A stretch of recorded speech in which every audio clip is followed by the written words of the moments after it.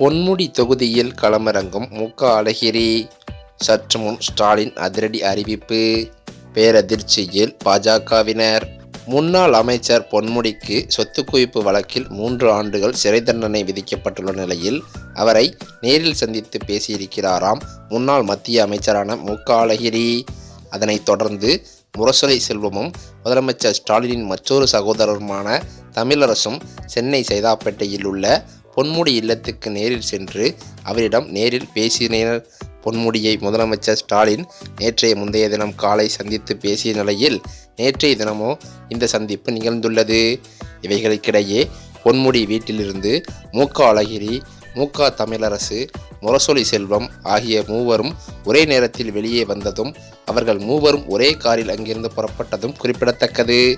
பொன்முடி மிகுந்த மன உளைச்சலில் இருந்து வரும் நிலையில் அவருக்கு ஆதரவாகவும் ஆறுதலாகவும் அழகிரி பேசியிருக்கக்கூடும் எனவும் தெரிய வந்துள்ளது. மேலும் 2006-2011 திமுக ஆட்சி காலத்தில் கருணாநிதியிடம் சொல்லி கனிம வளத்துறையை பொன்முடிக்கு பெற்றுக் கொடுத்ததே மு.க. அழகிரிதான் என்பதும் குறிப்பிடத்தக்கது. இடையே தனது சகோதரர் மு.க. ஸ்டாலினுடன் ஏற்பட்ட கருத்து வேறுபாட்டால் பொன்முடியுடனான நட்பை துண்டித்திருந்தார் மு.க. அழகிரி. இப்போதோ பொன்முடிக்கு பேரிடரான நேரம் என்பதால் மனம் கேட்காமல் ஓடி வந்து நேரில் பார்த்து ஆறுதல் சொல்லியிருக்கிறார் மு.க. அழகிரி. அழகிரி உள்ளே சென்றதும் பொன்முடி வீடு கேட் உடனடியாக மூடப்பட்டதாம்.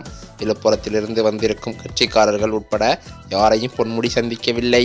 அவரது மகன் அசோக் சிகாமணி தான் அவர்களை சந்தித்திருக்கிறார். மேலும் சொத்து குவிப்பு வழக்கில் 3 ஆண்டுகள் சிறை தண்டனை விதிக்கப்பட்ட நிலையில் உச்சநீதிமன்றத்தில் மேல்முறையீடு செய்வதற்கு ஏதுவாக 30 நாட்கள் தண்டனை நிறுத்தி வைக்கப்பட்டிருக்கிறது.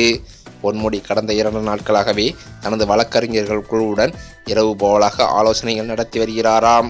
மேலும் நாளை முழுவதும் கிறிஸ்துமஸ் புத்தாண்டு விடுமுறை என்பதால் 1 வாரம் கழித்து பொன்முடி தரப்பு உச்சநீதிமன்றத்தில் மேல்முறையீடு மனு தாக்கல் செய்யும் எனவும் தெரிவிக்கப்பட்டுள்ளது.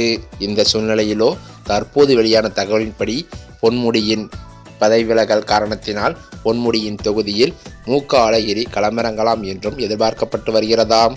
அந்த வகையில் ஸ்டாலினுடன் அதற்கான ஆலோசனையும் நடத்தி வருவதாகவும் தகவல்கள் வெளியாகியுள்ளது.